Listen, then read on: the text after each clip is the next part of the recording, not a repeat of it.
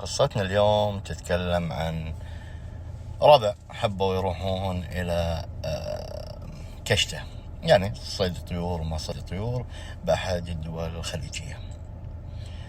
فخلينا نقول صاحب القصة أحمد اتصل على ربع واحد، وطبعا قاعد يتعذرون. واحد تعذر قال له أنا شغلي عندي شغل برا المنطقة هذه ويا أهلي، والثاني قال له أنا دوام، والثالث المهم ما لقى إلا صاحبه فهد.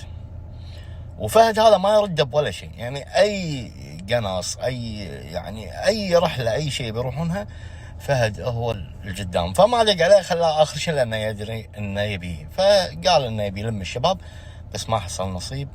فدق على فهد وقال له ايش رايك نطلع نصيد الطيور والسوالف هذه ومنا نشويها وناكلها وبالليل ان شاء الله نرد بيوتنا. فقال له فهد يلا وياك. جهزوا اسلحتهم والسوالف هذه، اسلحه ناريه عشان يصيدون فيها الطيور. وفعلا اتجهوا ومشوا، يعني يدورون بالبار ما بر عشان يصيدون الطيور.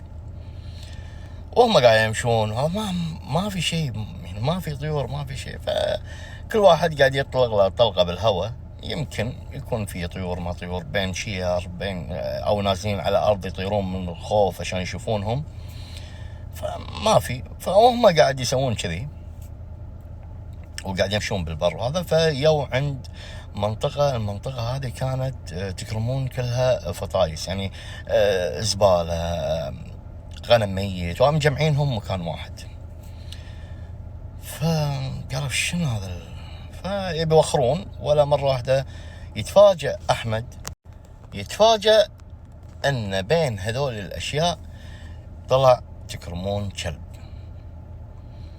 والكلب كان حجمه شوية كبير يعني. فاستغربوا من وين هي. فبس أحمد حط بباله قال يمكن هذا كلب أحد المزارع البعيدة شوي، أو إن هذا كلب حراسة بعض اللي عندهم حلال بالبر ما بر، يعني طلع بروحه شوية ويرجع.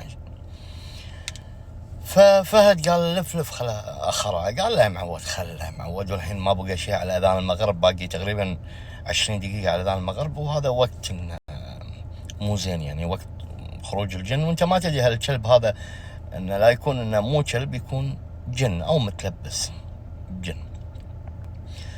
فقال متلبس او مو متلبس انا ما راح ارميه، بس روح يمه نبس اني بخرعه. يقول احمد حاولت بفهد انه مالك شغل فيه، بس فهد حن علي وقال لي روح يمه انا ما راح ارميه بس اني بخوفه. وفعلا يقول انا لفيت وفهد اطلق طلقتين.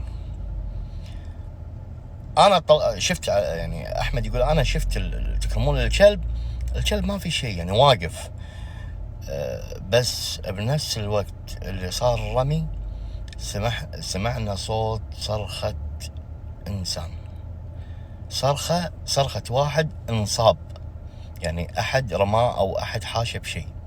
فسمعنا الصرخة بصوت عالي. فانا وقفت وقلت حق فهد انت حشت احد؟ قال لا ما حشت احد، بس وقف خلنا ننزل نشوف.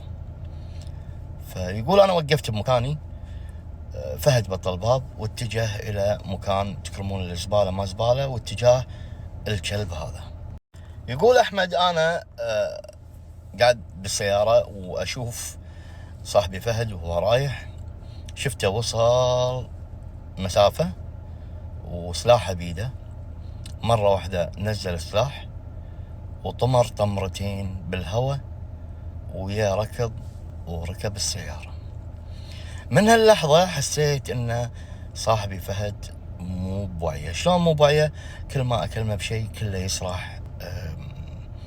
فطالعته قلت له بسألك سؤال، انت رحت هناك وشنو شفت؟ قال ما شفت شيء. قال لا انا شفتك رحت ونزلت سلاحك وطمرت طمرتين كأن في احد رماك او احد حذفك بشيء قاعد توخر عنه، طمرت طمرتين بالهواء ورجعت. يقول فهد طالعني قال انت خبل وليش اطمر يعني. يقول احمد صدمني رده، يعني انا شفته بعيني وهو ينكر اللي سواه. يعني يقول حسسني اني انا توهم لي انه هو ما طمر يعني. فسكرت الموضوع كله وانا مستغرب يعني. وطول الطريق فهد قاعد يطالع الطريق، يطالع يمين يسار، وكل ما افتح وياه موضوع سواء عن الصيد سواء عن شيء ما كان يرد علي، واذا رد هو مو منتبه وياي. فقلت له فهد احنا صدنا كم طير اول شيء يعني مو وايد، فايش رايك نروح ننظفهم ونروح نقعد مكان يم البيت تقريبا حاطين لنا قاعده الرد وننظفهم ونشويهم وناكلهم. قال خلاص يلا روح. وفعلا ردينا وبدينا ننظف الطيور. من عادتنا لما نطلع كلنا ويا الشباب سواء قاعد ننصب الخيام او قاعد نسوي الاكل او اللي هو ننظف الطيور، وهذا كان فهد هو الوحيد اللي ما يرضى احد يسوي الشاي الا هو الشاي والقهوه. فوانا قاعد انظف الطيور فهد كان قاعد وما قاعد يسوي ولا شيء. فاستغربت طالعته فقلت له فهد قم سوي الشاي. فقال له ماشي. راح خذ مطارة الشاي، غوري الشاي بلا صح، وراح قال له وين رايح؟ قال له بغسل الغوري. قال له الغوري نظيف يعني انا جايبه وياي من البيت بعزبتي ونظيف ما في شيء. قال لا ما يخالف بنظف المطارة الغوري. قال اوكي. يقول شفته راح شوية قدام ومسك الغوري وقاعد يعبيه تراب، وانا اشوف فهد منصدم شوية ولي فهد وتارس الغوري تراب ويحطه على النار. وانا قاعد طالع قلت له انت ايش قاعد تسوي؟ يقول عبيته ماي وقاعد احرره عشان الشاي. قال اي ماي انت ترست تراب. قال له ما تشوف كاهو ماي؟ يقول طالعت ولا كله تراب. قلت فهد صاير له شيء، اذا التراب يشوفه ماي. قلت يمكن قاعد يسوي فيني دقه، بمشي وياه للاخير. قمت خذيت الغوري وصبيت التراب وغسلته وعبيته ماي وحطيته على النار. الله اكبر الله اكبر. شوي كذي بعد ما حطيت الغوري على النار خليته يطبخ، قعدنا نشوي الدياي وبالاصح نشوي الحمام اللي صدناه. بلشنا ناكل انا وفهد شوي، ولا فهد يهد الحمام اللي بيده ويتجه الى شوية بعد عنه. فانا حطيت ببالي انه تكرمون راح يقضي حاجته يعني، فخليته وقعدت اكل يعني انا شويه ولا اسمع صوت خطوات. فبديت اناديه فهد شويه كذي، ولا بنفس المكان اللي كان متجه فيه فهد كان جاي الكلب نفسه ووقف قدامي. فمن الخوف قاعد اذكر الله واقرا الايات بداخلي. قعدت اقرا والكلب قاعد ويطالعني بنظرات غريبة ولا يتحرك. ما ادري شنو اللي ألهمني خلاني بدال ما اقرا الايات من داخلي اتعوذ واقرا الايات بصوت عالي. وفعلا اول ما قلت اعوذ بالله من الشيطان الرجيم الكلب قام طمر واتجه نفس الاتجاه اللي فيه صاحبي فهد. فقمت خليت سلاحي ورحت حق صاحبي واخوي فهد. لما وصلت ونادي عليه ولا اشوف فهد قاعد بالارض وقاعد يحفر بالارض. فسألته يا فهد ايش قاعد تسوي؟ قال شوف انا ايش لاقي. فلما قاعد يحفر قاعد تطلع ريحة يعني شيء ميت، جيفة ميتة، وكل ما يحفر تطلع الريحة زيادة.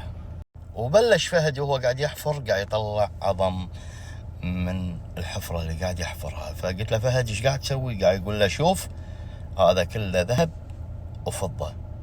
انا طالع بيده عظم الجيفة اللي مدفونة.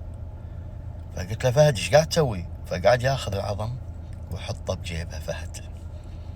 فحاولت فيه لما سحبته من المكان مو راضي يوخر من المكان. لما قلت له اذكر الله وصل على النبي وتعوذ من ابليس، فمرة واحدة وقف نفض ايده طالعني ورد الى مكان قعدتنا ومسك الطيور وبدأ ياكل. هني دريت ان فهد في شيء، وانا ما راح ارد البيت وانا ماخذه ما في شيء وارد بيتهم بهالحاله. فاتصلت على واحد من الشباب قلت له الموضوع 1 2 3، فشوف لي حل، انا ما راح ارد البيت الا اشوف لي واحد يقرا عليه. فقال له خلاص جيبه لنا، وعندي انا جاري امام مسجد ان شاء الله يقرا عليه. وفعلا ركبته وياي السياره وهو يتلفت برا. لما وديته الى الشيخ هذا بلش يقرا عليه لما نطق اللي بأخوي ورفيجي فهد، وقال هو اللي اذاني، احنا ما اذيناه، انا كنت متصور على شكل كلب وهو اللي رمى، وحاشني منه شيء بسيط، فانا حبيت ابهذل عيشته نفس ما هو كان يبي يذبحني، يعني نفس ما خوفني وكذي انا يا الدور اوهم له كل شيء.